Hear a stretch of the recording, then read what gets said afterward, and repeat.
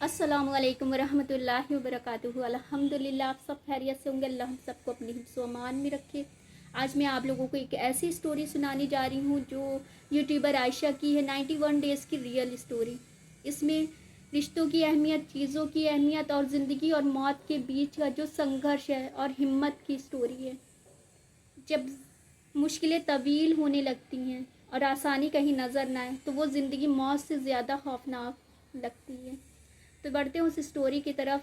जो दिल्ली की रहने वाली आयशा की 28 साल की ब्लॉगर, टूरिस्ट और फोटोग्राफिंग का उनको शौक़ था।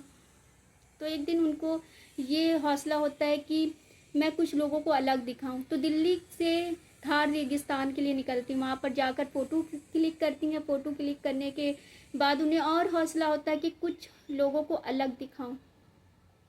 लोगों को कुछ अलग दिखाने के हौसले से वो और आगे बढ़ती जाती हैं और उनकी जैसर के रेगिस्तान में जाकर उनकी जीप ख़राब हो जाती है।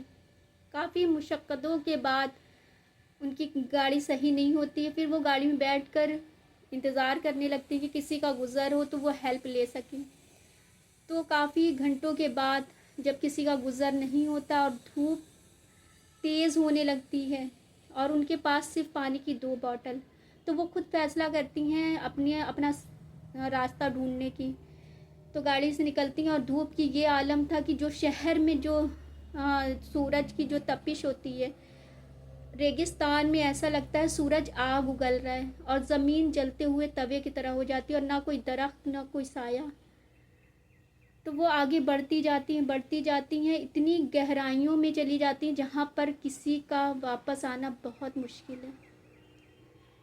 तो जाकर जब थक कर धूप से निहाल, पानी लगभग ख़त्म ही हो चुका था, गला कांटे की तरह सूख कर काटा हो गया था, ज़मीन पर गिर जाते हैं और अपने घर वालों को याद करके बिलख बिलख कर रोती कि उसे समझ आ जाता है कि ये उसके लिए बहुत बड़ी मुश्किल में फंस गई है। ये फ़ैसला उसका बहुत उसको मुश्किलों में लाकर खड़ा कर दिया है, जहाँ पर उसे मौत सामने नज़र आ रही है। तो फिर रोते रोते वो देखती, एक चट्टान उसे नज़र आती है। तो जितनी उसके अंदर हिम्मत थी, फिर वो उस चट्टान की तक पहुँचती है, उस चट्टान के नीचे जाकर बैठती, उसे थोड़ी राहत मिलती है वहाँ पर। फिर 3 दिन गुजर जाते हैं। 3 दिन में उसका आलम ये हो जाता है, तो कभी उसको लगता है उसकी माँ उसे आवाज़ दे रही, कभी उसके बाबा आवाज़ दे रहे हैं। कभी एक तरफ भागती, कभी दूसरी तरफ भागती, कभी खुद से बातें करती है, कभी अपने घर वालों से शिकायतें करती है, कभी किसी से लड़ती है, कभी हंसने लगती है। तो ये आलम उसका हो गया था कि वो कहती है कि मुझे नहीं समझ आ रहा था कि मुझे क्या हो रहा है, कि मैं पागल हो रही हूँ। इस तरह से वो जब उसका हालत होने लगती तो वो एक फ़ैसला करती कि वो हर चीज़ को नोट करे, कि अपनी डायरी निकालती है। डायरी में पहली लाइन जो लिखती है वो ये थी कि मैं अभी ज़िंदा हूँ। ये दूसरों को बताने के लिए नहीं, बल्कि वो खुद को बता रही थी कि वो अभी ज़िंदा है। और उससे फिर सब चीज़ें याद करती जो उसने पढ़ाई की थी, जो इंटरनेट पर देखा था कि सर्वाइवर किस तरह से सफ़र करते हैं।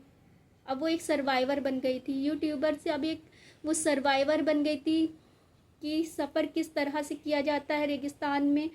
सुबह और शाम को आपने सफ़र करना है और दोपहर में किसी साय में आराम करना है, और आग किस तरह से जलाना है।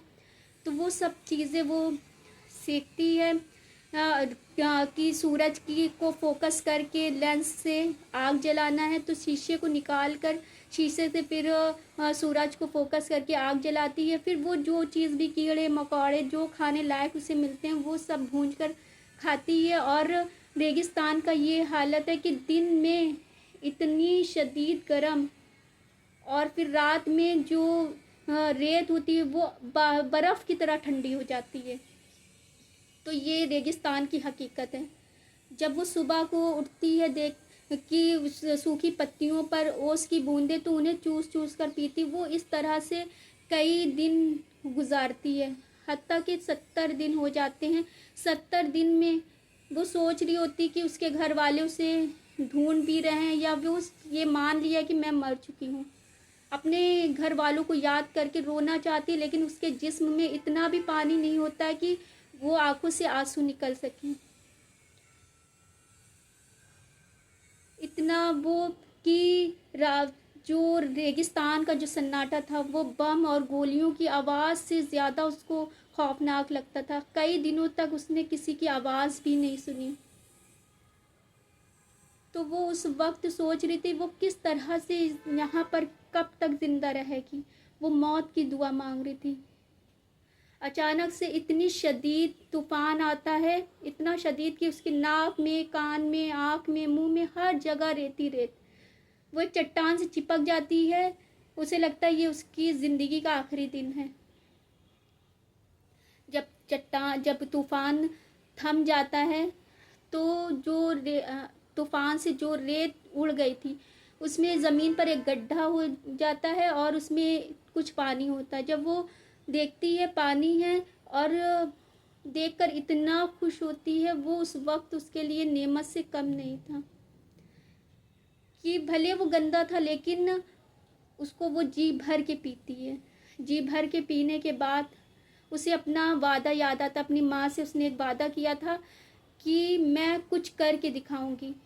बस वो डायरी में लिखती कि अब आयशा मर चुकी है, अब एक योद्धा ने उसके अंदर जन्म लिया है जो जब तक के सफ़र करती रहेगी, तब जब तक कि उसको मंजिल नहीं मिल जाती या फिर मौत उसे ना आ जाए, तब तक वो सफ़र करती रहेगी। बस इस हौसले से वो सफ़र करती जाती है। एक दिन उसको ऊँट का ताज़े निशान दिखते हैं कि कुछ ही टाइम पहले वहाँ से किसी काफ़िले का गुज़र हुआ होगा।